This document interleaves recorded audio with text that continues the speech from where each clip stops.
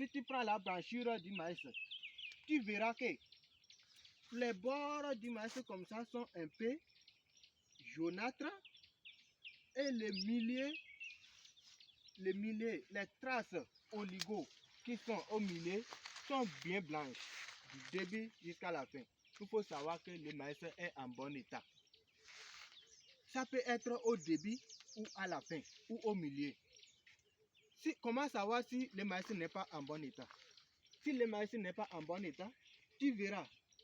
Parce qu'il y a les maladies qui s'attrapent au maïs et que les maladies là sont les causes de la manque de la vitamine pour les maïs, manque de l'azote pour les maïs. Ça peut composer que tu verras, ça peut arriver que tu verras que les feuilles, ou bien comment il va dire, du maïs comme ça, les feuilles, si tu prends les feuilles, vers la fin, tu verras que c'est brûlé ou c'est un peu jaunâtre. C'est très jaune, ou que même tous les maïs est jaune. C'est ce qu'on appelle la carence en vitamine C pour les maïs. Et que ça chutera, ça diminuera, ça va te donner un rendement médiocre. Et que tu verras que comment tu as prévu le rendement, tu ne verras plus ça. Et au milieu, ça peut arriver que les insectes, les chenilles, les insectes qui ravagent peuvent venir ravager. Comment les insectes là arrivent à s'atteindre, à s'adapter aux plantes du maïs? C'est ça, on a déjà dit. L'herbe du champ. Si le champ est trop herbé avant de s'accler, ça peut arriver. Mais ça peut arriver que les choses là aussi peuvent s'apparaître eux-mêmes. C'est l'exemple ici. Les chenilles, les insectes ravageurs, ce sont des chenilles. Vous voyez, ça retarde l'évolution du maïs.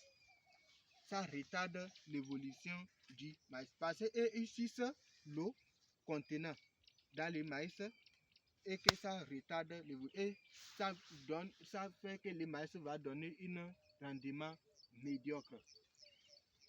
Si nous prenons l'épandage du maïs encore, revenons là-bas. Comment épander? Pour épander le maïs, on ne peut pas prendre l'engrais, aller mettre seulement sous les plantes du maïs en allant pour aller vite. Non. Tout le travail contenant dans la parcelle du maïs, c'est un travail patience. Tout c'est patient.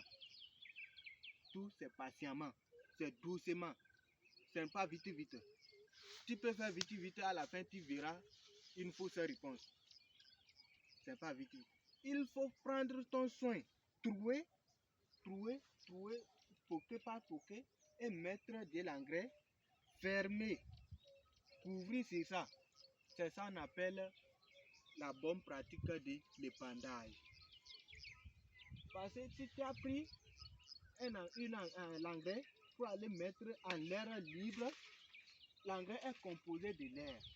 L'azote contenant de l'engrais, c'est une air. Tu verras que 50% restera pour le maïs et 50% en l'air. C'est ça qui viendra dire qu'on a dit dans des choses, il faut 4 sacs au premier épandage, 2 sacs, moi j'ai fait tout, je n'ai rien eu. Non, est-ce que tu as respecté les itinéraires techniques? Tu as bien respecté les itinéraires techniques. Bon, avant de faire la parcelle, des choix du sol pour le maïs. Quels sont les sols qu'il faut éviter? Ça peut être un sol qui est composé de matière organique, les cultures précédents pour le maïs. Si nous prenons le maïs ne se cultive pas dans une sol deux fois, jamais. Parce que c'est une céréale et que c'est une céréale qui tire trop de matière organique dans le sol.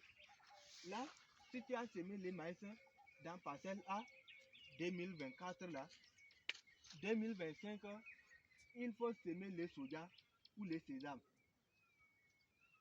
Mais on voit que plusieurs personnes, après avoir semé le maïs 2024, ils remettent le sorgho. Alors que tout ça, c'est pour appauvrir le sol. Parce que le maïs et le sorgho ont besoin de même azote. mêmes organes minéraux pour pouvoir se développer. C'est pour cela qu'il faut éviter les maïs 2 fois dans une seule parcelle. Mais les soja et les maïs peuvent s'adapter. Les soja peuvent se faire 2024, venir faire les maïs 2025. Les soja peuvent se faire 2025, venir faire les maïs 2026, ainsi de suite. Là, aujourd'hui, on va s'arrêter ici, mes frères. C'est votre collègue, votre enfant, votre ami Binessi comme Jean. Je suis le producteur du maïs à Adjakoupé. Pour plus d'informations, veuillez nous contacter sur 93 59 35 52. Ciao, ciao.